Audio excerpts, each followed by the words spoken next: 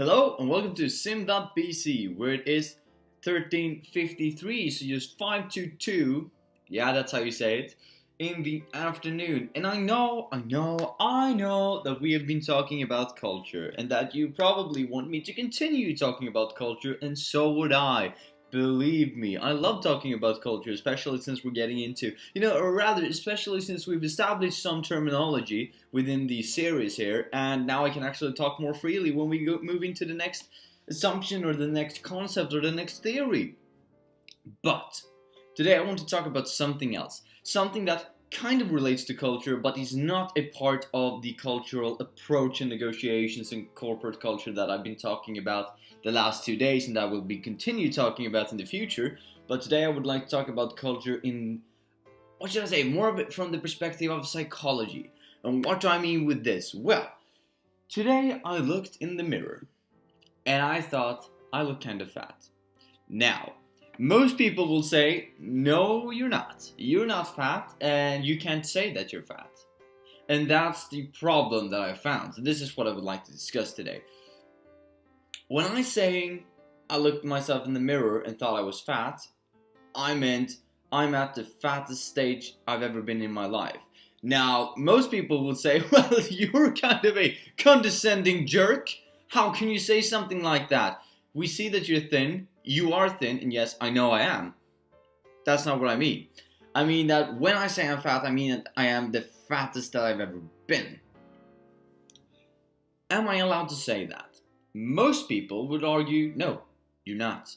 I mean, you have freedom of speech, you have all of that. We have people who are racist who speak their mind even if they're not allowed to, but somehow me saying that I'm fat is something objectively kind of hated, isn't it? I mean, even I get pissed when I see people saying, oh, I'm so fat. But that depends on how they mean. When I'm saying I'm fat, I mean, as I said, I am the fattest that I've ever been. When I look in the mirror, I am relating to my previous experiences of how my body had looked like. What pisses people off is that when someone thin, someone who is, skinny, say that they're fat, and someone who is fatter stands beside them or listen to them, they get kind of hurt, don't they? Or not everybody, many people feel kind of, like the person in charge is a condescending jerk, as I said, because they think, well, if you say that you're fat, then what am I? I'm much bigger than you are, so how can you say something like that when I'm standing right here next to you? And what I thought about this morning, anyway, I'm coming to a point, is that I'm just, as I said, I'm just relating to myself in order to motivate myself going back to the gym. And that might sound really strange, but for instance, if I took someone who is bigger than me and I related myself to them, I would say I'm skinny, even though I might gain. So let's say I gain 20 pounds or 30 pounds or 100 pounds. There would still be people who are bigger than I am, right? In that case, would I be alleged to say that I'm fat, or would I be alleged to think that myself? And if not, how can I motivate myself going back to the gym if my motivation is getting, look better? The same, of course, goes with muscles and stuff. If I compare myself now to what I was 15 years ago, I would say I'm quite muscular right now. But many people will say, no, you're not. Have you seen the bodybuilders? And yet again, I need to think that, well, what? If I have to compare myself with a bodybuilder, then I will never be muscular, because I will never get that big. Not because I can't, because probably most people can get that big if they really focus on getting that big. They probably can. That's not what I'm saying. Everybody has, equal opportunities and whatever and whatnot. Even though some people are more naturally inclined to it than others. But I would just say that that's not something that I'm striving for, not something that I'm aiming for. But I should still be able to think that I'm quite muscular if I'm going to the gym, and if I've gone to the gym for a long while now, shouldn't I? But apparently some people disagree with that. So that is kind of the idea that I'm trying to relate to culture, because this culture that we have is very politically correct. And as I'm saying, and as I've stated before, political correctness, something that I adore. I totally like being PC. That's nothing, even though I have a Mac, no, but politically correctness. It's something that I really like. It's something really good when you utilize it correctly. However, when people are starting saying that's not politically correct, you can't say that, even though it's not something that should be a matter of content, then that's kind of the place where it gets shut down, in my opinion. And I know I've discussed it before in relation to a podcast that I used to listen to, when they were discussing that. They'd say, we're living in a world where the stupid people's opinion are the opinion that's valid, because everybody's going with consensus, because if you're going against consensus, well, then you're not politically correct, because political correctness is somehow, for some reason, apparently, based on what most people think is correct. And if you go against that, people just say that's not politically correct, and you get shut down immediately, so there is no room for discussion. But what I would like to do is create some room for discussion, some wiggle room for us to work with. And yet again, going back to this idea that some people say that you're not allowed to say certain things because you don't know how it is and you have no idea what we're talking about. Okay, so that was with fatness, but relating to another thing. If you say that someone is feeling sad, let's say I grew up in a middle class society, a middle class part of the society, and I'm used to a certain way of living, and then let's just say I'm used to be able to have a car. I'm not, but let's say I am. Let's say I'm able to have a car at all times when I grew up, and then someone takes that away from me. That would make me quite sad now, wouldn't it? Because that would worsen my average, let's say. That would make me worse off than I was before. And now I know that that's materialistic. Bear with me. It's just, it's just one example. You can say someone near you died or whatever. Not that that's all the same thing, but I'm trying to make the same point anyway. So people are saying, well, I'm at this average, and then you take something away, they will feel sad in relation to what they felt before. But some people will come along and say, oh, you can't feel sad because there are people who's having it much worse. Now, what kind of an argument is that? I mean, really. I know that there are people who feel way more sad and that have it way worse than I do.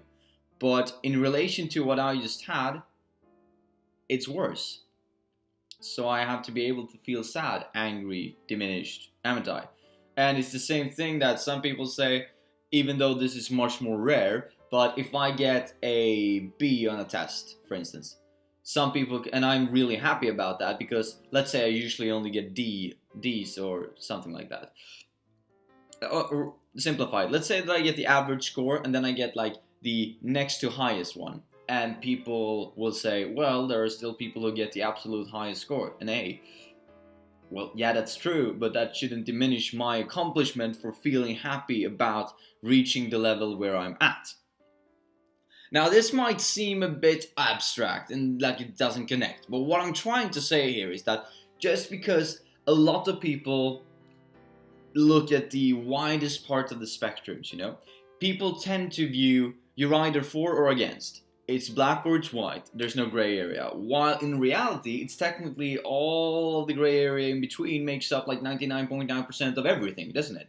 Or even more than that. 110%. No, but you get what I mean. The black and the white is actually very small parts, very, really, like microscopic parts of what is actually being discussed, but that's not being raised. And that comes along back to my idea that just because I feel fat, or rather just I'm feeling not fat, but I'm feeling that this is the fattest I've ever been, and if I'm motivating myself going to the gym because I want to look good, then I should be able to feel like I'm fat now in relation to what I was before. But the problem is that people are, as I said before, going to just say, because consensus is that people are viewing this extreme obesity that is unnatural and Of course, you're not unnatural if you view this and you have extreme obesity. That's not what I mean. You're still as good of a person as everybody else. But I would just say that people are thinking that when I'm saying, "Oh, I'm fat," they're thinking, "Well, you're not extremely obese." No, I'm not. I'm not, and I probably never will be, as most people probably never will. But I should still be able to feel, if I want to, I should be still be able to say that in relation to what I've been before, I should be able to do this. And the problem is that most people today have to justify this, because if I say, "Oh, I'm feeling this way," people are just going to say, "No, well, there are people who are feeling that way much more than you do, or much less than you do." Yet again, yeah, that's true. That will probably be true all the time. When can you say really that you're the one who is the most at something, or you're the best at something, or you're the worst at something? I mean, even the people who are winning the world championships and stuff, they might not be the best at it ever. I mean, they are at that point in time, but let's just say we wait 5 minutes and they do it again. Maybe there will be another result. So you can arguably, right? Arguably, you could never say that someone is best at something or worse at something. So why do we have to compare with these extremes all the time if that is not even ever going to be happening, and never going to be the same people at these opposite sides of the spectrums ever? Why do we have to always state, "No, I'm not talking about the black, I'm not talking about the white, I'm talking about the gray area in between"? Why do you always have to state that first? That's something that kind of pisses me off. You with me in my saying, in my what I'm thinking about? And this is all everything I got just because looking at myself in the morning, in the mirror here. And that's nothing that I'm going to think about all day, all the time, even though these kind of, what should I say, discussions is things that I find really interesting. And I like to discuss them. I love to discuss them, actually. And I know I'm not feeling fat. I'm not feeling bad that I'm feeling fat. I'm just feeling, oh, here is some. Well, could I work out in a different way to make this look different, or can I work out in a different way to change this, or should I maybe not eat as much junk food as I do? And some people will yet again say that, well, you shouldn't think about that in that way. That's unnatural. You can't think about what you should do to progress because that's unnatural. You should only relax and be yourself. Well, have you ever considered that being myself, I want to make the most of my, my body, and I want to actually work out so that I'm satisfied with it. And satisfaction has nothing to do with, the culture around me, even though it does, because yet again, going back to Hofstad's, the programming of the mind, and I'm unconscious to, and I'm oblivious to everything that's happening around me in a way. So that might be that the motivation for why I want to feel like this is because of the culture, hands down. That can and probably is true, but it's not to such an extent that I'm feeling bad when I look myself in the mirror and think, oh, I should really not look like this. It's more than I can improve in a way, shouldn't I? And I feel quite happy when I improve, and I know it's realistic to improve, then why shouldn't I? And yet again, I should be able to, when I'm talking to my friends, my mates, and other people, I should be able to say, oh, I'm feeling a bit fatter today, or not today perhaps, but the last couple of weeks I've felt that I've eaten lots of junk food, I haven't gone to the gym as much, and I feel like I'm gaining some weight and getting out of shape. And yet again, you're just getting bombarded, not by my friends specifically right now, but it has been in the past. People just saying, no, you can't say that, no, you can't say that, because you haven't gone to the gym in a month, and you start to eat junk food and you don't move at all, you're just sitting home watching series after series after series, doesn't mean that you're actually fat, because you're not fat yet. And I'm like, no, but if I'm gonna wait until I actually get, like, fat, objectively fat, then, why should I wait until then? Why can't I think that, oh, I'm on my way downhill right now, I should, do something about it? And that's also the core part of the problem, I would say, that since you can't discuss it when you're on your way to becoming something that you already view yourself as, since you kind of can't discuss it with someone, you can't discuss that you're going downhill because you're not there yet. So therefore you can't discuss that you're going there because people are just going to say, no, you're not there yet. And therefore you can't, go back and forth in a discussion talking about the solution before this happens. You know what I'm saying? And this is also going back to, discussing extremes. You can't do that anymore. Universities for discussing extreme points of view, even though you don't hold them, because you need to find a way of solving these extremes before they be extremes. You know what I mean? And get a better understanding of things. But this is something that kind of, yeah, as I said, pisses me off, that you can't discuss in a you don't have the liberty to discuss in that same way. At least that's my opinion.